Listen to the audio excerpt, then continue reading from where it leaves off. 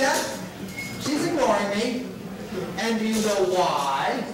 Why? Because I'm not 25 and cute. Huh? Look at that. She went straight for the hunk in the white t-shirt. Ooh, he is a hunk. I used to look like that. Really? Well, I had a white t-shirt once. So anyway, I've been thinking about what I could do tonight to make a good impression on this woman. You know, this being our first date and all. So tell me what you think of this. All right?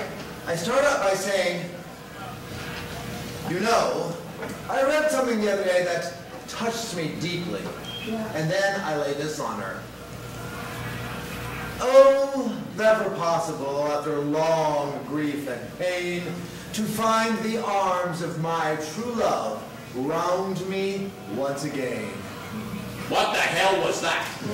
What? What was that? It's poetry. Poetry? Is that how you plan to impress a blind date with poetry? It's good. It's what? It's good? It's good. How do you know it's good? It was in a book. A book? In the library. Well, if it was in the library, then hey, say no more. But it's romantic. You don't think that'll impress her? Oh, Andy, there is no way that today's women can be impressed by soppy sentimentality. They're too jaded. We all are. Nobody cares about romance anymore. The only thing we care about is sex and power. And believe me, neither one of them has anything to do with romance. What the hell were you doing in a library anyway? I was using the washroom. Somebody left that book in the stall. Oh. So you don't think I should use that on her, huh? Absolutely not. Besides, we're in a pub called the Private Dick. I really don't think that this is the kind of place where you lay poetry on a woman. Unless, of course, it rhymes with Nantucket. And why did you tell them to meet us here in the first place? Oh, well, it's close to the arena. I thought we'd meet here, you know, have a couple of drinks, break the ice, and then we'd walk over to the concert. Concert? A man my age, on a blind date, going to see a band called the Holy Trolls. My God, is this what my life has become? Well, at least you're out tonight instead of sitting home like you do every other night. I like staying at home. What's wrong with sitting at home? Your life is in a state of atrophy, Matt. That's what's wrong. Oh, yeah, and the Holy Trolls are going to change all that, are they? The Holy Trolls are hot right now. Metal rap is huge these days. Metal rap. So, tell me, what's the name of the CD? Yo, kiss my ass. Oh, sweet mother. So, how holy are these trolls anyway? I mean, are they like full-blown Catholic trolls or just part-time Presbyterian trolls? Would you stop complaining?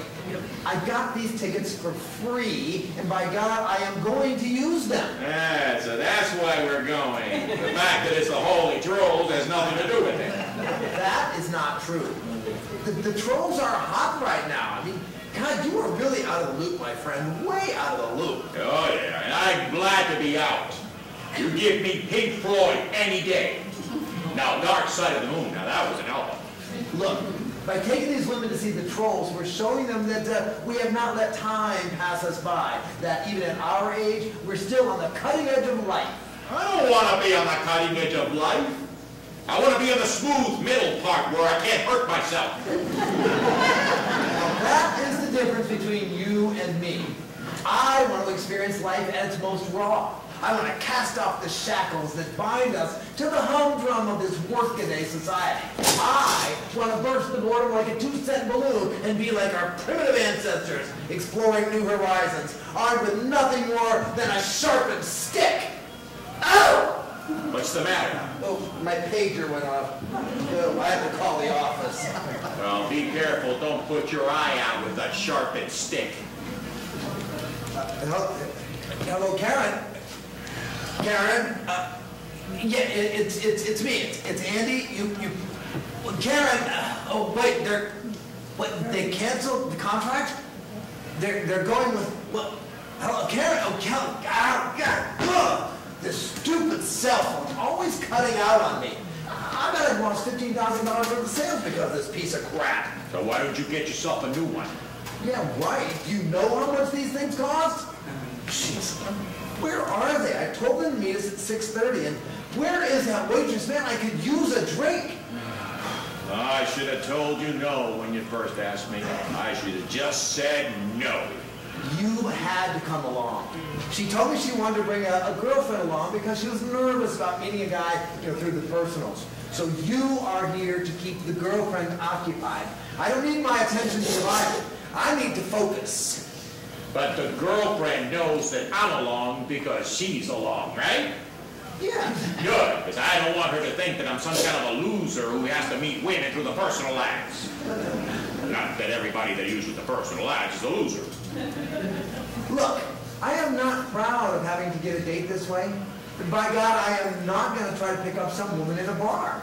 I mean, what kind of woman would allow somebody like me to do that? Certainly not the kind I want to go out with. Oh, yeah, well, I'm sure you can find a much better class of women in the back page of the Sun. All right, and now listen, remember, I want you to talk me up to her tonight. I know. Talk me up real good. Make me sound really appealing. I'll lie through my teeth. Now, tell me, what's this friend of hers like? Oh, Val says she has a great personality. Oh, wonderful. A great personality? That means she's unattractive. It does not. Andy, if the best thing you can say about a person is that they have a great personality, then they cannot be physically blessed. Well, what do you care? She's not your date anyway. You're just along as a buffer. Well, you make sure she knows that. Oh, man, the service is slow. So slow tonight. I'm going to go to the bar and get myself a drink. You coming? No, I'm okay. What? I'm fine. You go. I'll wait here. Oh, you'd like that, wouldn't you?